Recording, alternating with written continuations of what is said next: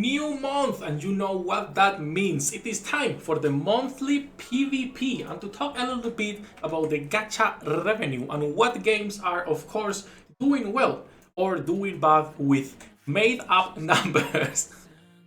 As usual, these videos, when it comes to gacha revenue, take them as a meme, nothing else, because the actual revenue from games is not public unless the company itself is public. Unless you're willing to go through the revenue reports of some of the companies and how much they're making, this is nothing but made up numbers. It's still funny and a good reference to go through it, but never take it seriously or never take it as, look how good my game is doing, right? I know most of you in my community know this, but just in case some new people are watching this video. That said, let's talk a little bit about the gacha revenue for August 2025, and before we start, as usual, hello gamers, welcome back to Waifus. I'm Sefhi, your favorite gambling addict. And this month, the top 4 games is not even Hoyo games. It's FGO, anniversary, maybe, summer, I don't know. But they got the big jump. Pokemon, Love and Deep Space, and Uma Musume. I would always say the same. I don't think Pokemon should be here, because if Pokemon is here, there is so many trading card games in the Play Store that are making good money that also should be on this list, but it's only Pokemon. So it's like, no, seems kind of like a retarded bias to have. But again, it's just, me complaining about random stuff. Love on this space and Uma doing really good. I am surprised to see Uma could retain so much in contrast to the first month, right? 34 to 33. I don't know how popular Uma is with actual people playing the game or streamers. I don't check barely anything on the game. I know some of the NIKKE streamers are playing it now, but that's about it.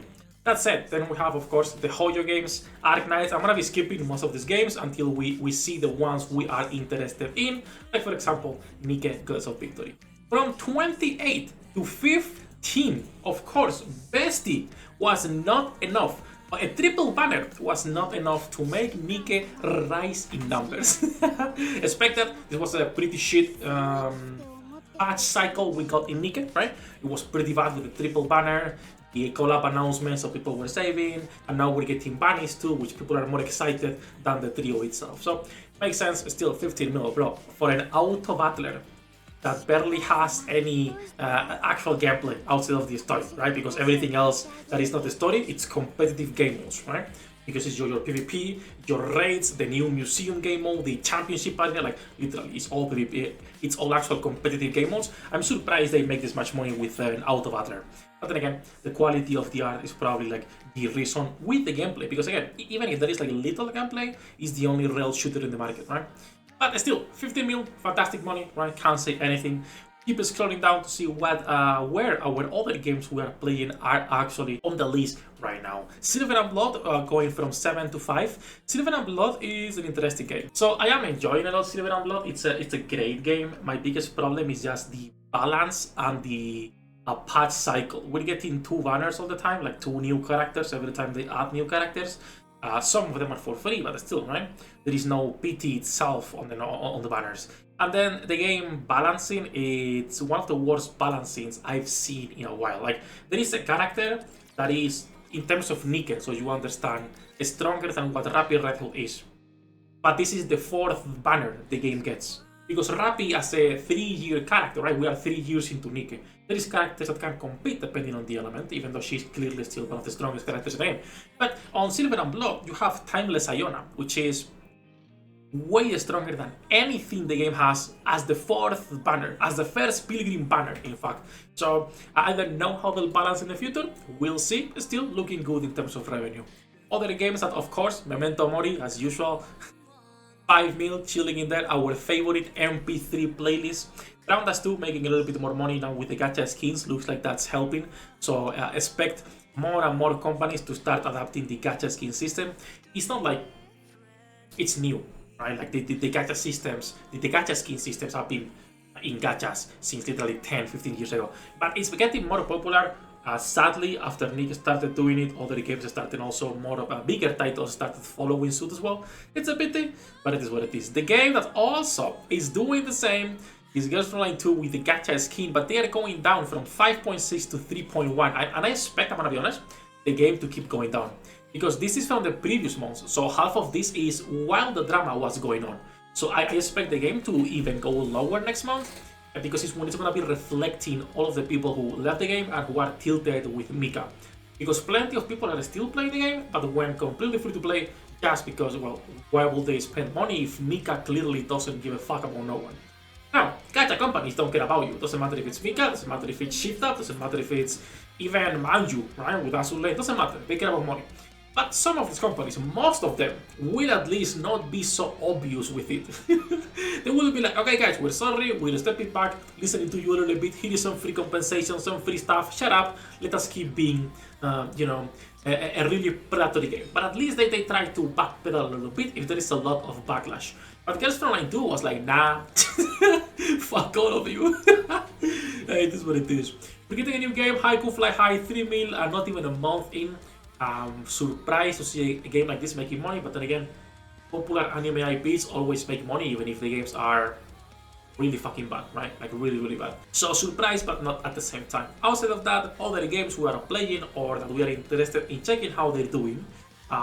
Damn, we're scrolling a lot to find games we are actually playing. Okay, here, Mekarasi is a new title that came out last month. It's making 1 million already. I will say that's a little bit bad. But then again, Mekarasi is an ultra niche title. It's kind of like XCOM style of gameplay with the Mies include. So you have to pull for both the characters and the mechs. The game is semi-generous and for light spenders is pretty good, but it's ultra niche and to be fair, it's also not auto-friendly. So it's gonna be really hard to keep a community engaged as time goes by if you have a game that's not auto-friendly where you have to grind every day boring stuff and you have to manual it, right? Snowbreak going down a little bit to 1.3. I don't know if that was like an event they had last month, probably summer skins, I don't know. Lost Sword is actually here, from 1.4 to 1.3. Lost Sword, it's one of my favorite gacha for now. I would say it's probably my favorite gacha right now. In the sense of, you know, simple, auto-battler, waifu collector. It's pretty good in terms of pricing for the skins. It's like $5 for the normal skins, 20 with the new ultimate. The monthly cards are also pretty cheap, so I'm having a lot of fun with it. I enjoy it, and they are pretty generous as well. They are constantly sending multis, and I'm constantly getting shafted. Mortal Kombat Area and Realms of Pixel, I'm gonna be honest, I don't know how they're making this much money. The clear stolen game. Like this game, everything, they stole it. The art style is Akira Toriyama AI. They put everything through an AI filter. All of the characters, the initial roster, was stolen from another game called Vanilla Saga. And they just don't care. Like, they are not related at all, but they keep making money with it because most people don't care or most people don't know it comes from another game. So I'm surprised to see this game always making decent money while being a blatant ripoff of so many things together. But that said, Trical Revive, 1 million. God bless Trical. Soon, Global shall be here. Not much to say on Trical. I'll show you guys the new characters tomorrow on my gacha grind video, showing my accounts and progression. Outside of that, there is not a lot of things we need to actually go through or talk about because the other titles are mostly things we don't play or we don't care. I am surprised Ryerson Walker is making more money. I'm also curious to see the Steam revenue because it released on Steam and we cannot really keep track of that. So I assume this is a lot of people who actually downloaded after they got the Steam client and also started spending on their phones. But Goon games keep rising up. Outside of that, Seren Bears, what the fuck is that? I'll check it later to see if it's interesting. Ooh, it's over, guys.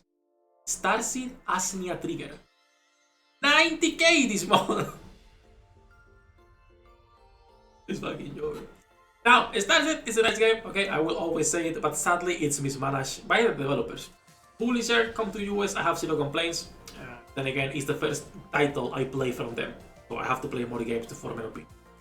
But the developer is just focusing on, instead of actually making the game more friendly towards PvE and new players, like a lot of gachas, they're focusing on putting everything behind the PvP wall, rewards behind them, campaign, you need 5 fucking teams to do some stuff. It's like, makes no sense, a lot of the decisions they have, but it is what it is. Gacha developers and good decisions never goes hand in hand. Lord of Nazareth going down to 78k. Crunchyroll, please close it down already so you can publish another title and be as shit as this one. I swear to God, I hope someday if Overlord makes another game, they don't publish with them. Or even if they were to publish Mass for the Dead in the global market, I hope they do it through a proper publisher and not Crunchyroll. Crunchyroll fucking sucks. And then after that, Haze River going down. Oh, Haze River has gone down a lot. The game is a nice waifu collector, but the problem is that, or the difference with something like NIKKE, something like Lost Sword, something like even Trical, if you, is that the gameplay is actual dog shit. Like we're talking about gameplay from 15 years ago on a 2024 gacha was released. So even if the game is semi-generous because they nerfed the rewards for global in contrast to the Chinese server. It's just not enough, right? It's not enough. So I'm not surprised to see it going down. Mirror Star Legends, another Crunchyroll game making almost no money. I'm so happy. Every time I see a Crunchyroll game fail and make no money, I'm happy. Because this company should fucking go bankrupt, honestly, in Minecraft. And then Higan Erufield is still here. I feel all of the games making less than 5k because the information from Sensor Tower is never exact. It's never accurate, right? I feel it should just be like less than 5k instead of trying to put 6k when clearly you do not have the information. So I would just instead put like less than 5k in order to not have those small numbers that make no sense. That said though, surprised to see some of the games going up. NIKKE is still making great money, 15 mil. Some of the other gachas we actually play doing well. Trical soon coming to global, and Girls Online 2 is just on a downward spiral. Zero surprises though, because Mika is actually kinda deserving this downfall at the moment. That said, that's gonna be it for this one. As usual, beautiful people, we are live every single day. Links in the description. Good luck with your pool dinner. I'll see you in the next one.